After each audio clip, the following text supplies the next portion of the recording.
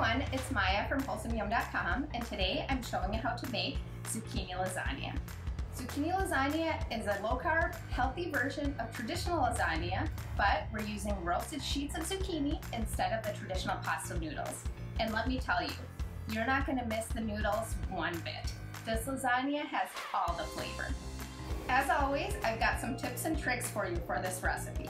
Let me show you how to make a zucchini lasagna that's meaty, cheesy, flavorful, and, very important, not watery.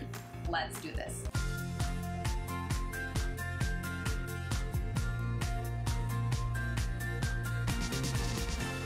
You're going to need about 3 to 4 zucchini for this recipe. Sometimes you need 3, sometimes 4. It's about 1 pound to 1.5 pounds. The number of zucchini you need is going to depend on how thick they are. If they're really thick, then 3 zucchini will likely be enough. If they're thinner, then 4 zucchini is best. We're going to slice our zucchini using a mandolin. This is going to get our zucchini sheets super thin and uniform. It's much more efficient than using a knife, and you get a much more consistent result. You're going to slice the zucchini into slices about 1/4 inch thick, so just adjust your mandolin as needed to do that. I like to use these gloves to avoid cutting myself. They're really nice. You can also use the little stopper that your mandolin comes with, but I find the gloves give me a lot more control. Grab a large sheet pan, line it with parchment paper, and arrange your zucchini in a single layer on the baking sheet. Brush the zucchini all over with olive oil. You'll need about 2 tablespoons. You can also use avocado oil if that's what you have. And if you run out of oil, you can easily just add more. Use how much you need to coat each zucchini slice with a good layer of oil. Flip the zucchini over and repeat the olive oil on the other side. We're going for a thin layer here, not too thick, not too oily, but just enough so that each piece of zucchini is coated. Another thing to watch for here, make sure that your zucchini slices are in a single layer. We don't want them overlapping. Once you have the oil on both sides, sprinkle sea salt all over the zucchini slices. You need just enough to cover the zucchini easily with salt. Roast the zucchini in the oven for 15 to 20 minutes at 400 degrees Fahrenheit. Now this is the key to zucchini lasagna that is not watery. If we roast the zucchini first, that's going to get rid of the extra moisture so that we don't get all that moisture in the final dish. The zucchini will be a bit damp when it comes out of the oven, so just use a paper towel to pat it nice and dry. We want it really dry. This is what's going to prevent our zucchini lasagna from being watery. Next, we're going to make the meat sauce. Grab a pan with a nice heavy bottom. This will help it heat evenly, and add about 1 tablespoon of olive oil. Again, avocado oil works just as well if that's what you have. Wait until the pan is nice and hot. You want your oil nice and hot. Then add the minced garlic. I use garlic from a jar because I just find it super convenient, but just know fresh minced garlic does have the best flavor, so if you have a little bit of time, mince it fresh. Add the garlic to the pan and let it cook for about 1 minute or so until it sizzles a little bit and has that nice garlicky aroma. Next, we're going to add 2 pounds of ground beef. If you like, you can also use a different meat. If you prefer ground chicken or ground turkey, both of those are still delicious in a zucchini lasagna. You do you. Cook the meat for about 8 to 10 minutes until it's browned and you want most of the moisture to evaporate. Depending on the fat content in your meat, if you need to, you can drain any extra moisture from the pan. I usually find that if I just cook it at a high enough heat and cook it for long enough, all the extra moisture evaporates anyway. I prefer grass-fed beef. 85/15 is my go-to, but you can use any kind you like. I'll link down below the grass-fed beef that I like to order. It comes delivered to my door. It's awesome.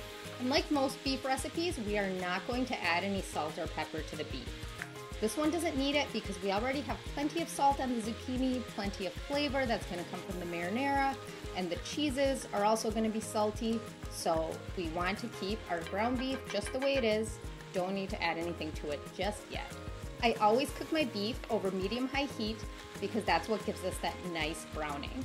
Depending on your stove, you might need to adjust it a little bit.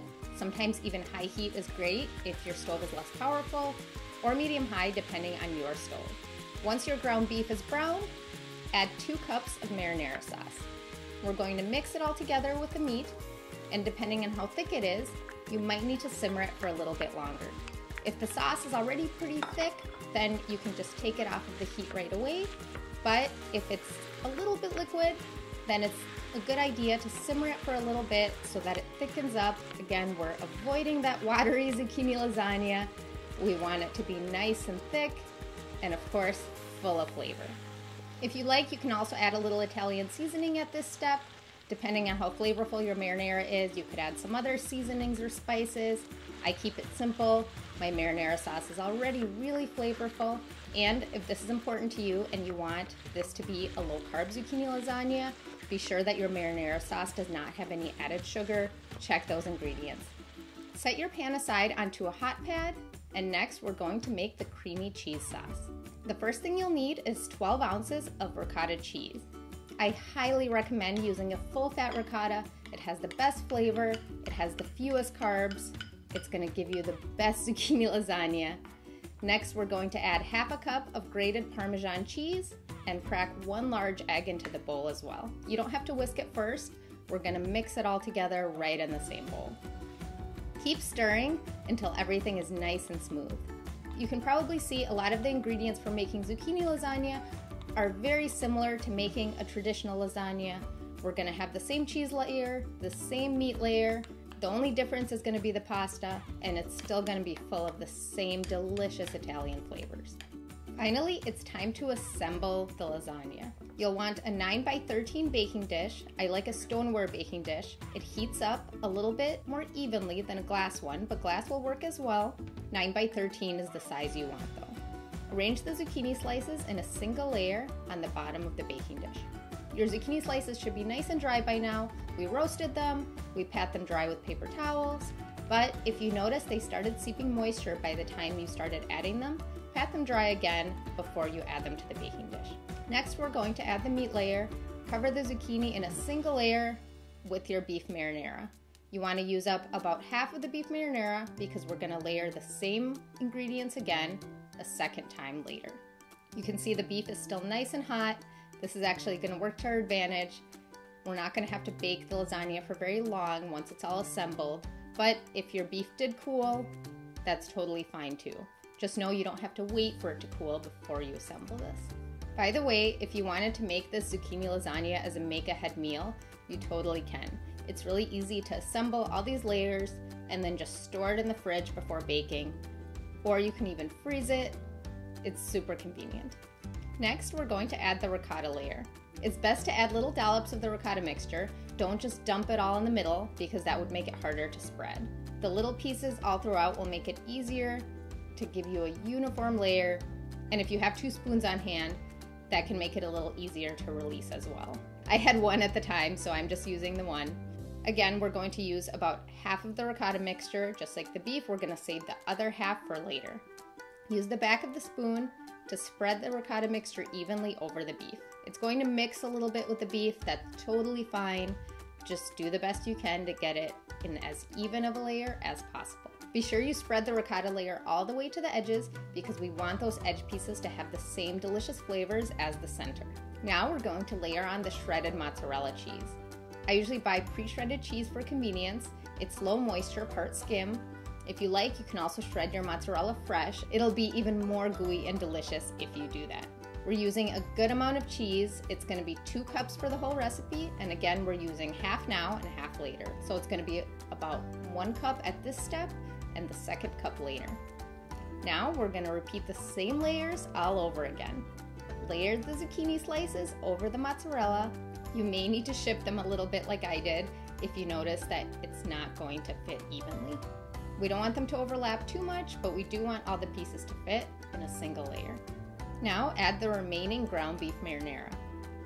Dollop the ricotta mixture over the ground beef again. Again, spread it all evenly. And finally, top with the remaining shredded mozzarella. You'll end up with 2 layers of each ingredient. 2 layers of ground beef, 2 layers of zucchini, 2 layers of ricotta mixture, and 2 layers of mozzarella, with the last layer being the mozzarella. This is going to be so good. Bake your zucchini lasagna for about 15 minutes, again at 400 degrees Fahrenheit. It's the same oven temperature we used to roast the zucchini in the beginning. While your zucchini lasagna is baking, I'm going to prepare the topping. Now, this is optional, but I highly recommend fresh basil for topping your zucchini lasagna. It just adds so much flavor and is so, so good. So I have a little trick I'm gonna show you for how I like to cut basil because it does bruise easily. So what we're gonna do is we're gonna stack all the leaves, all the basil leaves, and then we're going to roll them up as tightly as you can. Place them on your cutting board and then use a knife or kitchen shears. I like to use shears to just slice straight across. What this is gonna do is basically allow you to cut each basil leaf only once, and this is gonna minimize bruising. This is my favorite way to cut basil. And it gets you perfect ribbons. They're gonna be awesome on your zucchini lasagna. If you don't have fresh basil, chopped fresh parsley will work as well, or you can omit the garnishes if you need to. Our zucchini lasagna is out of the oven. I love this browning on the cheese. Usually I get this just from the baking, but if it's not brown enough to your liking, you can also broil it for a couple of minutes to get the cheese nice and brown. I'm going to cut this into pieces. This recipe makes about 12 servings, but it depends what else you serve it with. If you want to cut it into 9 pieces or 8 pieces, up to you how big you like your serving size. Sprinkle on those basil ribbons. They are going to be the perfect topping for zucchini lasagna. And if you like, add a couple of basil clusters. They just make this dish look so beautiful. I like to use a metal spatula for serving. You can reach all the way to the bottom and then lift. Oh, look at that gooey cheese. This is going to be amazing. Zucchini lasagna is such a delicious, naturally low carb Italian dinner. You've got the rich, beefy meat sauce, the creamy ricotta filling, the gooey mozzarella cheese. It's just so, so delicious. Okay, I am so excited to try this. Let's dig in and see what this is like. Ah, so perfect. If you love Italian recipes, if you want a healthier take on an Italian recipe, this is for you. You have to try the zucchini lasagna, and I'd love to hear from you. I want to know exactly what you thought of it. I hope you'll make this keto lasagna soon and snap a photo, post it with #WholesomeYum so that I can see it too. See you next time on Wholesome Yum, where I show you healthy, easy, keto-friendly recipes, all with 10 ingredients or less.